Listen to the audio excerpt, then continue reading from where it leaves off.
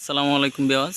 ও অনেকে ইঞ্জিল দেখার জন্য এই যে একটা কলা কৌশল এটা অনেকেই জানে না। তো আপনাদের সাথে এই ইঞ্জিল দেখানোর যে এটা প্রসেসটা আপনাদেরকে এটা দেখাচ্ছি। তো ইঞ্জিল ওই ইঞ্জিলের দেখার জন্য প্রথমে আপনার এই এই লক খুলতে হবে। লক খোলার পর এই যে এইখানে অনেকে জানে না, এইখানে একটা লক আছে। তো এই লকে যখন আপনি এখানে প্রেসার এইভাবে টান দিবেন তখন ওই ঢাকনাটা খুলবে। এই যে একটা সাউন্ড হবে, এখানে ওটা খুলে গেছে। তো এখান দিয়ে যায়, তো আমরা এখানে দেখব। তো এটা আগে না, তো এখান থেকে কভার খোলার জন্য আগে ওইখানে আরেকটা লক আছে ওই হাতের নিচে।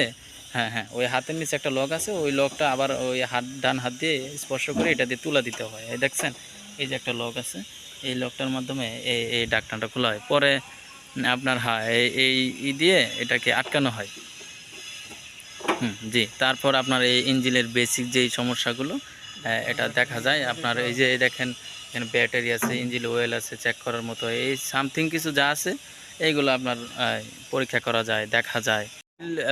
ওই কাভারটা খোলার যে প্রসেসটা দেখানো হয়েছে, এখন আবার এটারে আবার পুনরায় এটা কি করতে হবে, নিচের দিকে নামিয়ে ওইখানে হাত দিয়ে দিতে, হ্যাঁ হাত দিয়ে ওটাকে ধাক্কা দিতে হবে। ধাক্কা দিলে এটা পুনরায় আবার এটা লেগে গেছে, দেখছেন।